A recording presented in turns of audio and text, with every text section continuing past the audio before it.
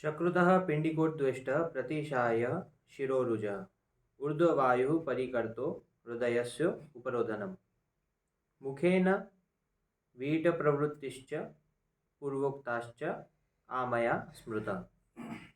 अभी ये श्लोक जो है वो अगर फिशिस का अर्ज हुआ है, अगर अपने को जो है वो फिशिस का वेग आ रहा है, मल का वेग आ रहा है, और यदि हम उसे रोकते हैं या किसी भी कारण से शरीर की किसी भी बीमारी की वजह से यदि मल का जो वेग आ रहा है वो रुक जाता है, तो उसकी वजह से क्या क्या बीमारियां होंगी इसके बारे में डिस्कस करते हैं। तो सबसे पहले तो लिखा है कि पिंडिकोट द्वेष्ट, पिंडिकोट द्वेष्ट यानी कि मस्कुलर क्रैम्प्स आएंगे। क्यों मस्कुलर क्रैम्प्स आएंगे? क्योंकि डेफिनेटली जो प्रोसेस है वो कैसी है, स्मूथ मसल कॉन्ट्रैक्ट हो रहे हैं इंटेस्टाइन में, और फिर बाद में जो है वो अपना जो फिशिस है वो बाहर निकलता है। लेकिन सपोज अगर वो अटक गया है, फिशिस जो है वो बाहर नहीं निकल पा रहा है, तो आपके स्मूथ मसल्स और ज़्यादा कॉन्ट्रैक्ट होंगे, और जब वो और ज़्यादा कॉन्ट्रैक्ट होंगे तो डेफिनेटली क्या होगा, उसका जो प्रेशर है वहाँ पे उसका जो प्रेशर है वो जो साइडवेज मसल्स है उन पे आएगा, और इसलिए पिंडिकोट द्वेष्ट होगा। फिर बाद में आएगा प्रतिश्याय। अभी आप सोचेंगे कि अगर मल के वेगों को रोका तो प्रतिश्याय कैसे होगा? प्रतिश्याय का मतलब होता है कि नाक में से सिक्रीशंस बहना, या रनिंग नोज जिसे कहते हैं, या राइनाइटिस भी कहते हैं। तो ये कैसे होगा, इन दोनों में क्या रिलेशन है? तो जैसे कि आप अपने स्क्रीन पे डायग्राम देख रहे हैं, एक एक्सिस होता है हमारे बॉडी के अंदर। ये एक्सिस समझना बहुत इम्पोर्टेंट है। तो ये एक्सिस क्या होता है? गट लंग एक्सिस, यानी कि हमारी जो रेस्पिरेटरी सिस्टम है और हमारी जो डाइजेस्टिव सिस्टम है, इन दोनों के बीच में एक संबंध है। क्या संबंध है? तो मॉडर्न रिसर्च ये कहती है कि अगर हेल्थी माइक्रोबायोटा, यानी कि आपके इंटेस्टाइन में जो हेल्थी माइक्रोब्स है वो अगर प्रॉपर रहेंगे, अच्छे रहेंगे, तो उसकी वजह से लंग्स की इम्यूनिटी अच्छी रहती है, और अगर लंग्स की इम्यूनिटी अच्छी है तो बैक्टीरियल और वायरल इन्फेक्शन जितने भी होते हैं वो सब कैसे रहेंगे, कंट्रोल रहेंगे। लेकिन दूसरी तरफ, जैसे कि आप यहाँ डायग्राम में देख सकते हैं कि डिसबायोटिक माइक्रोबायोटा, यानी कि अगर किसी भी कारण से एंटीबायोटिक ट्रीटमेंट की वजह से या किसी भी ऐसे कारण की वजह से अगर हेल्थी माइक्रोब्स इंटेस्टाइन के अंदर ऑल्टर हो जाते हैं, तो उसकी वजह से क्या होगा कि लंग्स की इम्यूनिटी जो है वो डिफेक्टिव हो जाएगी, और लंग्स की इम्यूनिटी एक बार कम हो गई तो डेफिनेटली क्या होंगे, बैक्टीरियल और वायरल इन्फेक्शंस होंगे, जिसके परिणाम स्वरूप राइनाइटिस, और राइनाइटिस से फिर बाद में यूआरटीआई, एलआरटीआई, ये सब चीज़ें होंगी। सो इसीलिए डेफिनेटली अगर मल जो है, फिशिस जो है वो प्रॉपर तरीके से बॉडी से बाहर नहीं निकल रहा है, इसका मतलब कहीं ना कहीं डेफिनेटली इंटेस्टिनल जो फ्लोरा है वो डिस्टर्ब हुआ है। कहीं ना कहीं डेफिनेटली इंटेस्टिनल फ्लोरा और डिस्टर्ब होगा, क्योंकि मल जो है वो इंटेस्टाइन में जमा हो रहा है, तो बैक्टीरिया जो अपना नॉर्मल फंक्शन है वो नहीं कर पाएंगे, उनके एब्जॉर्प्शन में, उनके सिक्रीशन में तकलीफ आ जाएगी। तो इसीलिए शत्रुतः पिंडिकोट द्वेष्ट प्रतिशाय शिरोरुजा, और इसकी वजह से शिरोरुजा यानी कि हेडेक चालू हो जाएगा, क्योंकि राइनाइटिस में बेसिकली साइनसेस इफेक्ट होते हैं, और इसकी वजह से वहाँ पे शिरोरुजा चालू हो जाएगा। फिर ऊर्ध्ववायु परिकर्तो हृदय से उपरोधनम, और फिर बाद में होगा ऊर्ध्ववायु यानी कि अपवर्ड मूवमेंट ऑफ वायु।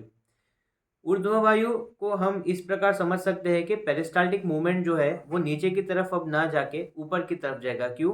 क्योंकि हमारा जो नीचे की तरफ जाने का मूवमेंट था वो तो हमारे बॉडी ने ट्राई करके देख लिया, लेकिन वहाँ से जो है वो मल बाहर नहीं निकल रहे। तो अब क्या करेगा कि ऑपोजिट पेरिस्टाल्टिक मूवमेंट करके वो सारा कचरा जो है वो बाहर निकालेंगे। तो इसलिए ऊर्ध्ववायु, फिर बाद में परिकर्ता, परिकर्तिका यानी कि cutting pain in rectum. Definitely rectum के अंदर कोई चीज़ फंसी हुई है, मसल्स उसको पुश करके बाहर निकालने का कोशिश कर रहे हैं, लेकिन अगर वो नहीं होगा तो डेफिनेटली वहाँ पे नेचुरल आउटकम उसका पेन के रूप में होने वाला है, जिसे हम परिकर्तिका कहते हैं। फिर हृदय से उपरोधनम, और इसकी वजह से क्या होगा, ये सारा जो डाइजेस्टिव सिस्टम में उथल पुथल हो रहा है उसका जो प्रेशर है वो कहाँ पे आने वाला है, आपके हार्ट पे आने वाला है। क्यों? क्योंकि पेरिस्टालसिस मूवमेंट नीचे की तरफ जा रहा था, ब्लड फ्लो जो है वो आपके हार्ट से नीचे की तरफ जा रही है, तो प्रॉब्लम नहीं है। लेकिन जब पेरिस्टाल्टिक मूवमेंट ऊपर की तरफ होगा और आपका जो हार्ट का जो ब्लड फ्लो है, आर्टेरियल ब्लड सप्लाई जो है वो नीचे की तरफ होगा, तो डेफिनेटली वहाँ पे जो है वो प्रोसेस जो फोर्सेस हैं वो ऑपोजिट हो जाएंगे, और उसकी वजह से हार्ट के ऊपर भी एक प्रेशर आपको समझ में आएगा। जो हार्ट रीजन है वहाँ पे अपने को चेस्ट टाइटनेस वगैरह ये सारे सिम्टम देखने को मिलेंगे। तो इसीलिए जब भी कॉन्स्टिपेशन बहुत सीवियर होता है तो पेशेंट अक्सर कहता है कि मुझे जो है वो छाती भारी भारी लग रही है, पेट भारी भारी लग रहा है, सांस लेने में दिक्कत हो रही है। तो ये सब चीज़ें उसी की वजह से होती है। और फिर लास्ट में सिम्टम आएगा मुखेन विट प्रवृत्ति, यानी कि मुंह से जो है वो आपका मल जो है वो बाहर निकलेगा और उसमें फिशेस की स्मेल रहेंगी, फिशेस के सारे कंटेंट्स रहेंगे। सो मॉडर्न साइंस भी इसे एक्सेप्ट करता है। जैसे कि आप यहाँ स्क्रीन पे देख सकते हैं, मैंने ये विकिपीडिया का आर्टिकल डाला हुआ है। Faecal vomiting occurs when the bowel is obstructed for some reason and intestinal contents can not move normally.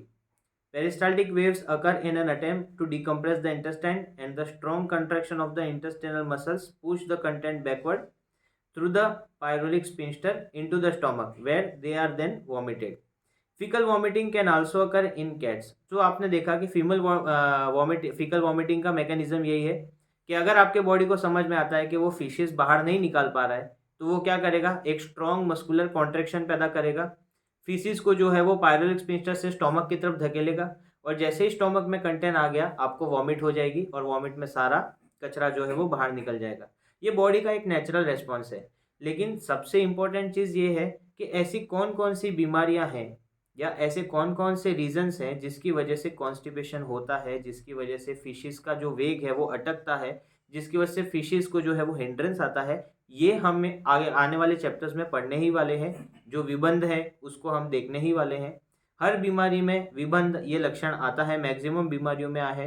वो कैसे कैसे हो रहा है ये भी हम आगे देखने वाले हैं। नेक्स्ट आपका जो सिम्टम है वो है मूत्र। अगर मूत्र का वेग रुक जाता है किसी भी कारण से तो क्या क्या प्रॉब्लम्स हो सकती है, या किन किन प्रॉब्लम्स की वजह से मूत्र का वेग रुक जाएगा, ये अपने को देखना है। तो सबसे पहले है कि जैसे ही मूत्र का वेग रुकेगा सबसे पहला सिम्टम अपने को देखने को मिलेगा वो है अंगभंग। अंगभंग अश्मरी वस्ती मेड्र वंक्षण वेदना मूत्रस्य रोधात पूर्वे च प्रायो रोगस्तद औषधम।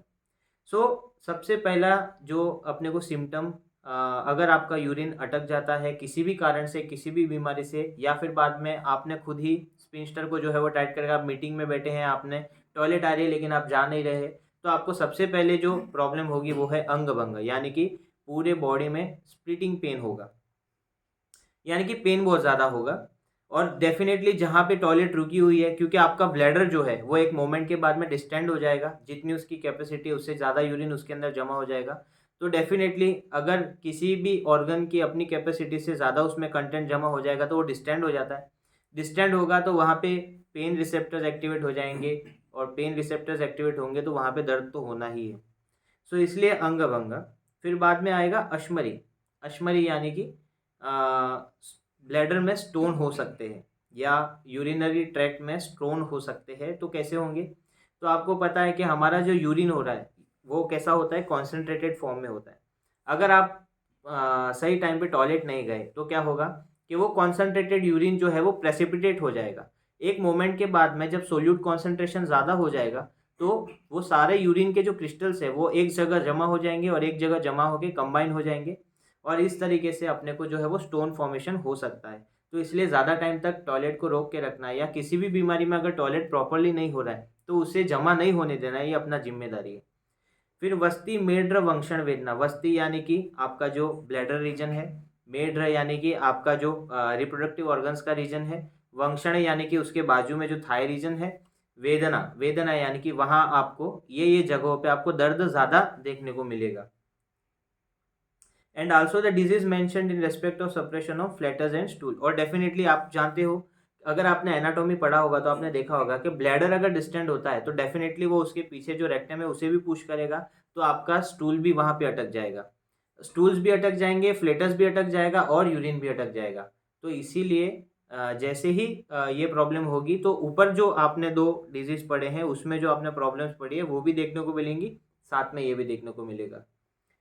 सो अभी ये तीनों आप जानते हो, मल मूत्र और आपका फ्लेटस जो अपान वायु है, ये इन तीनों का जो कार्य क्षेत्र है वो अपान वायु है। अपान वायु के नॉर्मल फंक्शंस में ये तीनों आते हैं। तो ट्रीटमेंट इन जनरल क्या रहेगा तीनों का ही ट्रीटमेंट सेम रहेगा ज़्यादातर। क्यों? क्योंकि अपान वायु के क्षेत्र में आप अपान वायु का अनुलोमन कीजिए, ये तीनों ही चीज़ें बाहर निकल जाएंगी, क्योंकि ये उसी का कार्य है। सो इसीलिए जो ट्रीटमेंट इन जनरल है वो तीनों का सेम बताया गया है। वर्त्या अभ्यंग अवगाहश्च स्वेदनम वस्तीकर्म च। तो सबसे पहले और सबसे इम्पोर्टेंट चीज़ आपको जो करनी है वो है क्या? वर्ती, यानी कि फलवर्ती। तो जैसे कि आप यहाँ डायग्राम में देख सकते हैं, एक रिपोजिटरी होती है जो एनाल रीजन में आपको इंट्रोड्यूस करना है। जैसे ही आप इंट्रोड्यूस करोगे वहाँ पे जो है वो सीवियर इरिटेशन होगा। इरिटेशन होने के बाद जो भी स्टोमक के कंटेंट्स हैं वो सब एक साथ से बाहर निकल जाएंगे। और तो जैसे कि आप जानते हो कि ये यहाँ पे एनाल स्फिंक्टर दिख रहा है, एनाल रेक्टल रीच दिख रहा है आपको। सपोजिटरी जो है वो थोड़ी सी डीप अपने को पुश करनी है, और जैसे ही आप इसे पुश करोगे ये रेक्टम में पहुंच जाएगा। और रेक्टम में पहुंचते ही वहाँ पे जो है वो फोर्सफुली जो भी कंटेंट्स है रेक्टम के अंदर उनको बाहर लेके निकल आएगा। फिर बाद में है अभ्यंग। तो डेफिनेटली जब फोर्सफुली स्टोमक के कंटेंट्स बाहर आ जाएंगे तो आपको पेट में दर्द होने ही वाला है, स्वाभाविक है। तो इसके लिए वो रिलीव करने के लिए वहाँ पे अभ्यंग करना है। तो अगर आप थोड़ी सी मसाज दोगे वहाँ के मसल्स को तो सारे मसल्स जो कॉन्ट्रैक्ट हुए हैं वो रिलैक्स हो जाएंगे। फिर बाद में आपको अवगाह करना है। अवगाह यानी कि सीड्स बात, वो भी सेम इसी पर्पस के लिए है। जो भी मसल जो सुपरफिशियल मसल्स है वो तो चलो अभ्यंग से रिलीव हो जाएंगे, लेकिन जो डीप मसल्स है वो नहीं रिलीज हो पाएंगे। तो इसके लिए अवगाह करना है। सो हॉट वाटर के अंदर आपको बैठना है ताकि धीरे धीरे आपके एनाल रीजन के सारे मसल्स रिलैक्स हो जाएं। फिर बाद में आपको स्वेदन करना है। स्वेदन करने से जो है वो ब्लड फ्लो मसल्स की तरफ बढ़ेगा और सारे मसल्स वापस से उनका जो टोन है वो रिगेन हो जाएगा। और फिर बाद में आपको देना है वस्तीकर्म। वापस ये तकलीफ ना हो और वो रूट एकदम अच्छे से क्लियर हो जाए, और इतना फोर्सफुली स्टूल्स बाहर निकलने की वजह से अगर अंदर कोई छोटे मोटे घाव हो गए होंगे तो उसको भरने के लिए भी वस्तीकर्म करना या बस्तीकर्म करना या मेडिकेटेड एनेमा यूज़ करना बहुत ज़रूरी है। तो हम मेडिकेटेड एनेमा में क्या करेंगे? मेडिकेटेड ऑयल्स हैं, मेडिकेटेड जो घी वगैरह होते हैं, इनको हम थ्रू एनाल रूट अंदर इंट्रोड्यूस करेंगे, और वो फिर बाद में पूरा अंदर जाके वापस से कॉन्ट्रैक्शन से बाहर आएंगे। और इससे क्या होगा? एक लेयर फॉर्म हो जाएगी एनाल वॉल पे, और उस एनाल वॉल की लेयर जो है वो उनको हील करने में मदद करेगी। सो ये मोड ऑफ ट्रीटमेंट है अगर ये तीनों वेग रुक जाते हैं तो। फिर फूड हैबिट क्या खाएंगे? तो अन्नपानम च विडभेदी। डेफिनेटली अगर प्रॉब्लम क्या हुई है कि जो हमारा मल है वो अटक गया है, तो इसीलिए अपने को खाना कैसा खाना है कि जो वापस से ऐसा काम ना करे, यानी कि जो अनुलोमक द्रव्य होते हैं या जो खाना आराम से मल के रूप में निकल जाता है बाहर, ऐसे ही अपने को खाना जो है वो खाना है। अन्नपानम च विडभेदी रोदोत्थेषु यक्ष्मसु मूत्रजेषु तु पाने च प्राग्भक्तम शस्यते घृतम। और जो आपके यूरिनरी प्रॉब्लम है, यूरिनरी इनकॉन्टिनेंस है, या यूरिन में अगर यूरिन ही अगर रुक गया है आपका, तो ऐसे रोगों में क्या खाना है? तो प्रागभक्तम शस्यते घृतम, यानी कि खाने से पहले जो है वो आपको घी खाना है। फिर जीर्णांतिकम च उत्तमाया मात्राया योजना द्वयम। और जब खाना खा लोगे, खाने से पहले आपने घी खाया, फिर जीर्णांतिकम यानी कि खाना खाने के बाद में, जीर्ण यानी कि पाचन जब हो जाएगा, तो आंतिकम यानी कि पाचन होने के बाद में, यानी कि सपोज आपने खाना खाया 12 बजे और आपका अब ऐसा लग रहा है कि अभी खाने का जो पाचन है वो 3-4 घंटे में, यानी कि 3-4 बजे के आसपास में वो पाचन हो गया है, तो उस समय आपको वापस घी पीना है और उत्तम मात्रा में घी पीना है। सो उत्तम तो ऐसे घी का पान करने से जो होगा वो क्या होगा कि आपके यूरिन से रिलेटेड जो प्रॉब्लम्स है, यूरिन के सप्रेशन से होने वाली जो बीमारियां हैं, यूरिन के सप्रेशन से होने वाला जो सिम्टम्स है, वो सारे सिम्टम्स जो है वो सॉल्व हो जाएंगे। और डेफिनेटली जो मलमूत्र का वेग है वो बहुत अच्छे से बाहर निकल जाएगा। सो अभी आप सोचेंगे कि मूत्र का वेग रोका है, मूत्र से रिलेटेड प्रॉब्लम्स हो रही है, इसमें घी क्या काम करेगा? बहुत इंपॉर्टेंट है यहाँ पे ये समझना कि जब भी ब्लैडर डिस्टेंशन होता है, तो ब्लैडर डिस्टेंशन होने की वजह से आसपास के जितने भी ऑर्गन्स होते हैं वो कंप्रेस हो जाते हैं, और कंप्रेशन की वजह से वहाँ पे जो है वो उनका जो फंक्शन होता है वो हिंड्रेंस होता है। तो ऐसे में अगर हम फैट जो घी होता है, ऐसी चीज़ों का अगर हम यूज़ करेंगे तो डेफिनेटली वो वहाँ पे म्यूसिलेज प्रोवाइड करेगा, और म्यूसिलेज प्रोवाइड करने की वजह से सपोज रेक्टम के ऊपर प्रेशर आया था, तो रेक्टम के ऊपर प्रेशर आने की वजह से जो स्टूल्स वहाँ पे अटक गए थे वो स्टूल्स आराम से पास ऑन हो जाएंगे, और घी खाने से जो फ्रिक्शन है वो फ्रिक्शन नहीं होगा, और इसकी वजह से वापस ऐसी समस्या नहीं होगी। तो इसीलिए खाने में अगर यूरिन अटक जाता है तो ये करना बहुत ज़रूरी है। इसके अलावा भी स्नेह भाग जो होता है वो शरीर के अंदर जब एब्जॉर्ब होता है तो वो बहुत जल्दी आपके बॉडी के ऑर्गन्स को हील कर देता है। कोई इंजरी अगर इंटरनल हुई है तो वहाँ पे भी सीक्रेट होके वो जो है वो वहाँ पे भी इंटरनली उसे हील करता है। तो इसीलिए भी ऑपिडक स्नेह वहाँ पे खाना बहुत ज़रूरी है। खाने से पहले और खाने के बाद उत्तम मात्रा में खाने क्यों बोला है? वो इसलिए बोला है क्योंकि यहाँ पे जो है वो वायु का कंसेप्ट है, वायु का अनुलोमन करने के लिए ऐसा किया गया है। तो समान वायु और अपान वायु इन दोनों पे अपने को काम करना है। तो हम आगे जाके पढ़ेंगे कि किस प्रकार से अगर आपको एक पर्टिकुलर ऑर्गन की तरफ दवाई भेजनी है तो उसको खाने से पहले, खाने के बाद, खाने के बीच में अगर अपन द्रव्य देंगे तो किस प्रकार वो उस ऑर्गन तक पहुँचेगा। तो ये हम आगे पढ़ने वाले हैं। फिलहाल आप इतना समझिए कि इस प्रकार से घी खाने से जो ये दवाई है ये डेफिनेटली आपके यूरिनरी सिस्टम तक पहुंचेगी। और ये जो विधि है इसे औपीडक कहते हैं। नेक्स्ट वीक जो है आपका उद्गार। अगर सपोज आपका उद्गार उद्गार यानी कि डकार जो होती है अगर वो रुक जाती है तो उससे क्या क्या प्रॉब्लम होंगी। उद्गारस्य अरुचि कंपो विबंधो हृदयो रसो आत्मानकाश हिद्माश्च हिद्मावत तत्र भेषजम।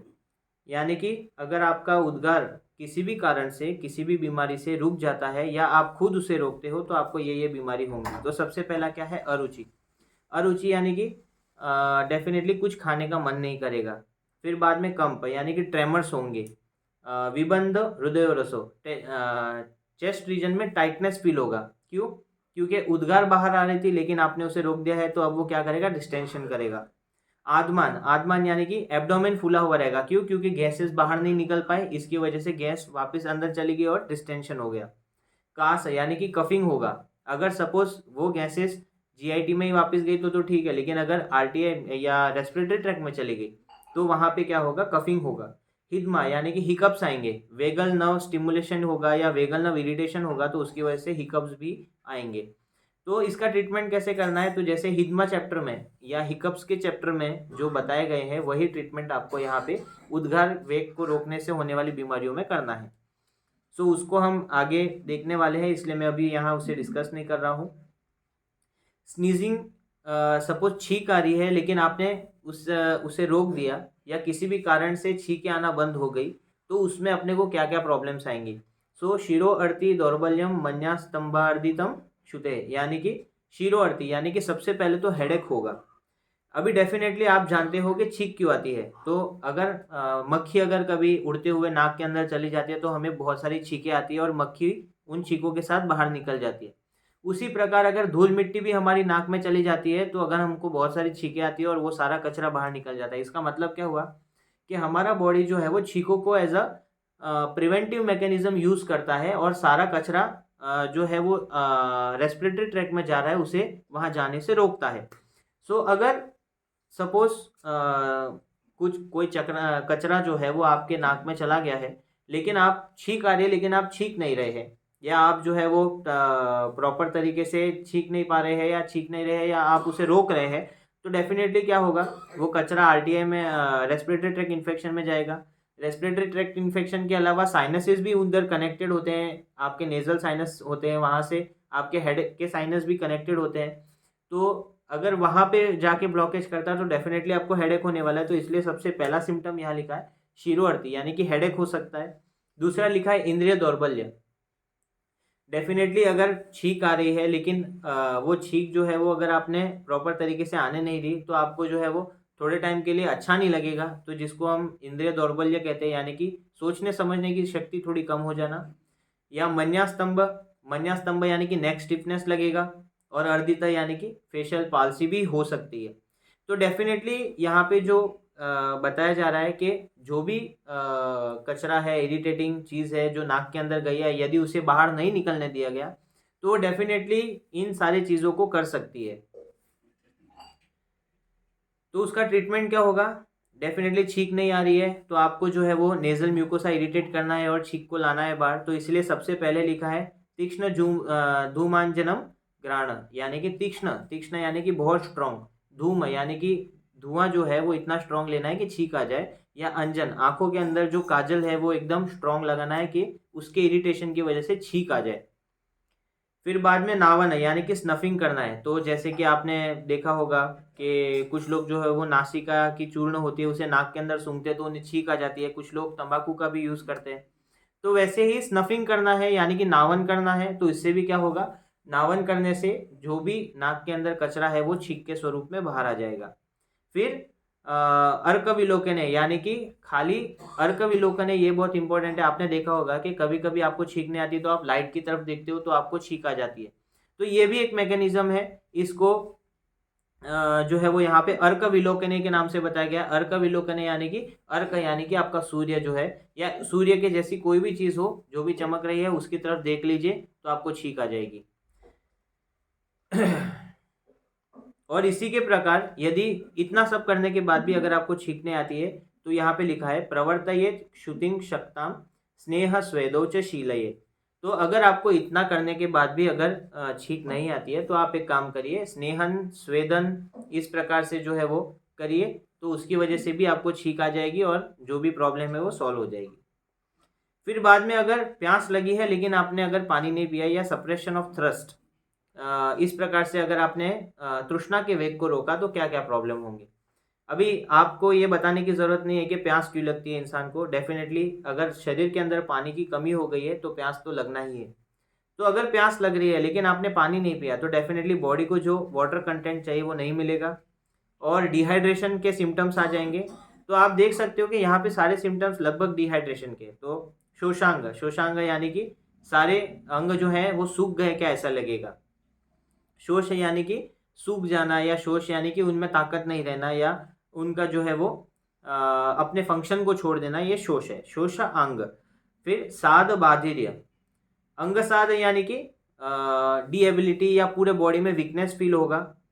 फिर बाद में बाधिर्य, बाधिर्य यानी कि दो टाइम के लिए या थोड़े समय के लिए ऐसा लगेगा कि जैसे कि कुछ सुनाई नहीं दे रहा है। तो आपने देखा होगा गर्मियों में जब हम बहुत रास्ता चल लेते हैं और जब अपने को पानी नहीं मिलता है तो हमें कुछ भी सुनने का मन नहीं करता है, हम बस पानी ढूंढते हैं। फिर सम्मोह, अगर हमें फिर भी पानी नहीं मिला तो हम सम्मोह यानी कि बेहोश हो जाएंगे। फिर बाद में भ्रम, भ्रम यानी कि आपने मिराज, मिराज नाम सुना होगा कि रेगिस्तान में जब बहुत चलने के बाद भी अगर पानी नहीं दिखता है तो जो इंसान होते हैं वो पागल होके भागने लगते हैं, उन्हें ऐसा लगता है कि दूर पानी दिख रहा है। तो इस फिनोमिना को मिराज कहा जाता है। तो भ्रम हो जाएगा यानी कि पानी नहीं है लेकिन फिर भी पानी देखेंगे। रुदगदा, और फिर बाद में क्या होगा, कार्डियक डिसऑर्डर्स हो जाएंगे। डेफिनेटली अगर आप बहुत समय तक पानी नहीं पियोगे तो इलेक्ट्रोलाइट डिसबैलेंस हो जाता है, और एक बार इलेक्ट्रोलाइट डिसबैलेंस हो गया कि हार्ट पे उसका प्रेशर आता है और हार्ट फेल भी हो सकता है। सो ये सब डिहाइड्रेशन के सिम्टम्स हैं। उसका ट्रीटमेंट क्या रहेगा? तृष्णाया निग्रह तत्र शीत सर्वे विधि विधिरहिता। डेफिनेटली आपको सभी जगह पे शीत चिकित्सा करनी है। शरीर के बाहर जितनी भी चीज़ें जा रही हैं उन सभी चीज़ों को रोकना है, क्योंकि हमारे शास्त्र में शीत का मतलब ठंडा नहीं, शीतम स्तंभन है, यानी कि स्तंभन करना है।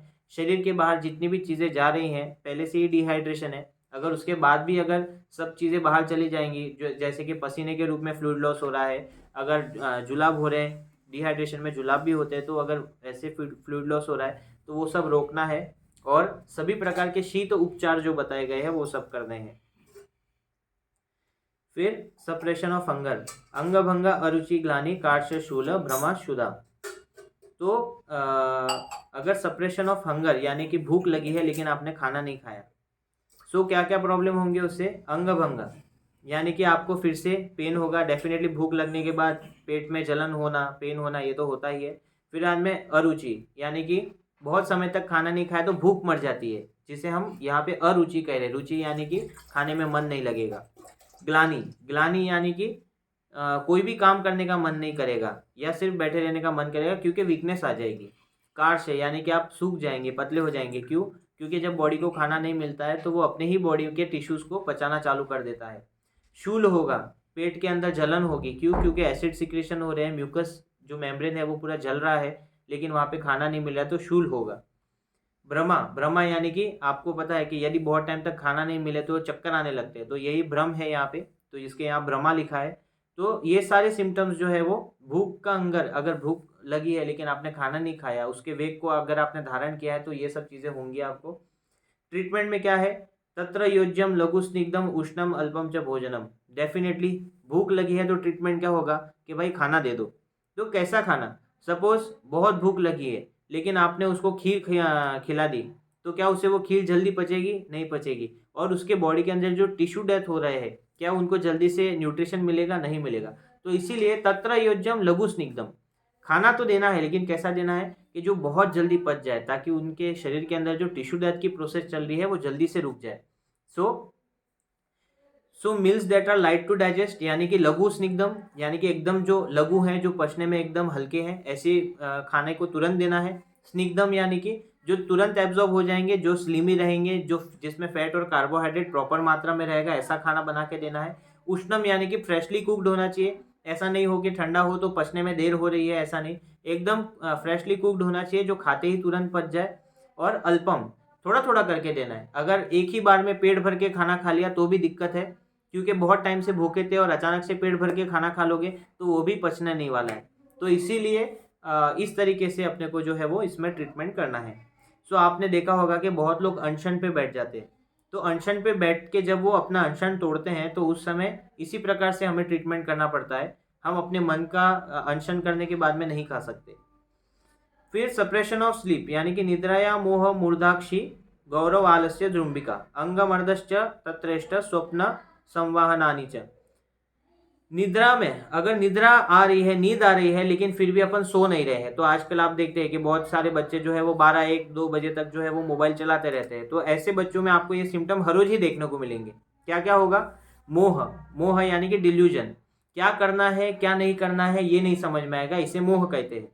मूर्धा अक्षी गौरव, यानी कि जो मूर्धा यानी कि गले के ऊपर का जो भाट है वो, और आंखें जो है वो गौरव है, वहाँ पे भार लगेगा, वहाँ पे ऐसा लगेगा कि कुछ वजन रख दिया है। आलस्य यानी कि कुछ काम करने का मन नहीं करेगा, बस पड़े रहो, लेकिन फिर भी नींद पूरी नहीं होगी। जृंभिका, बार बार यॉर्निंग होगा। अंगभंग यानी कि पूरे बॉडी में एक हल्का हल्का सा दर्द बना रहेगा। तो ये डेफिनेटली आप सभी के जीवन में निद्रा वेग का सप्रेशन तो हम कभी ना कभी करते ही हैं। तो ये सारे सिम्टम्स सभी को आए भी होंगे। डेफिनेटली अगर नींद नहीं मिले तो उसकी चिकित्सा क्या होगी कि आप नींद ले लो।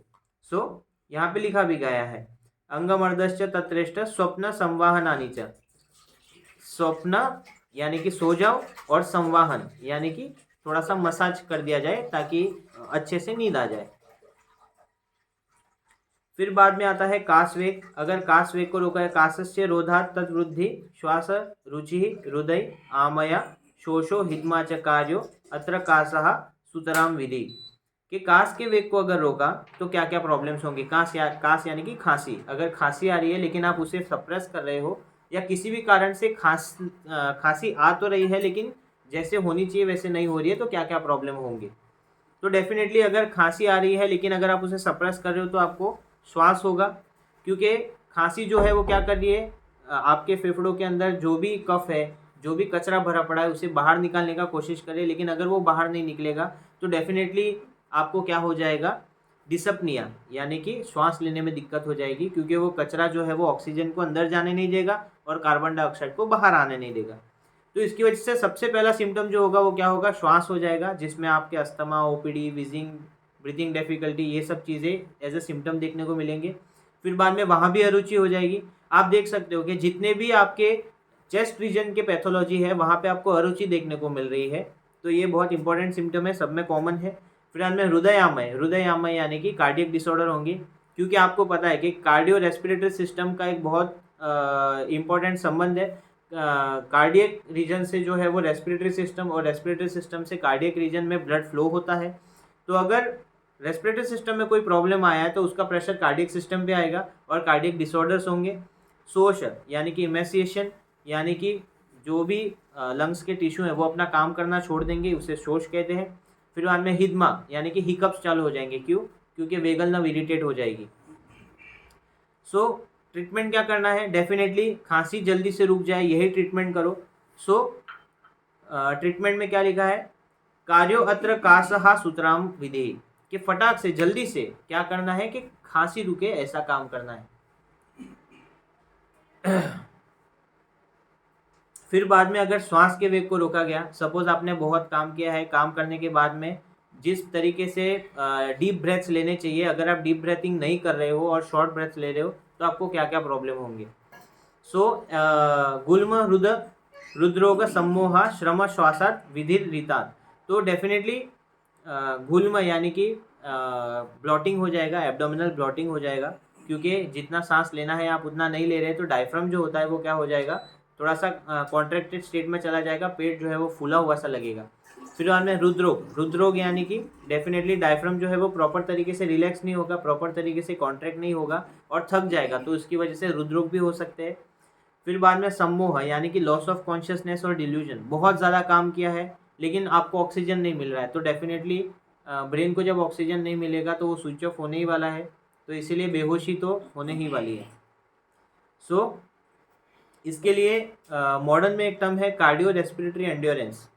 सो कार्डियो रेस्पिरेटरी एंड्योरेंस जो होता है वो बहुत इंपॉर्टेंट कंसेप्ट है, इसको जो है वो आप देखिएगा एक बार। इसमें क्या होता है कि हार्ट, ब्लड वेसल्स और लंग्स के बीच में जो रिलेशन है और इससे जो इनके जो वर्किंग मसल्स है, ये ऑर्गन्स को सपोर्ट करने वाले जो वर्किंग मसल्स हैं, इनके बीच में का जो कोऑर्डिनेशन है वो कितना अच्छा है वो ये देखा जाता है। तो कार्डियो रेस्पिरेटरी एंडोरेंस टेस्ट करके एक अलग से टेस्ट आता है जो इन चीज़ों को देखता है, तो वहाँ पे आप जो है वो इसका इम्पोर्टेंस देख सकते हो। सो हितम विश्रमणम तत्र वातग्नश्च क्रियाकमा, यानी कि डेफिनेटली आपने बहुत काम किया है तो उसका चिकित्सा क्या होगा कि अब आप रेस्ट लीजिए, तो यहाँ पे लिखा है हितम विश्रमणम, यानी कि आपको पहले तो रेस्ट लेना है, फिर बाद में तत्र वातग्नश्च क्रियाक्रम, और उसके बाद में वायु का शमन हो जाए, ऐसी सारी क्रियाएं करनी है।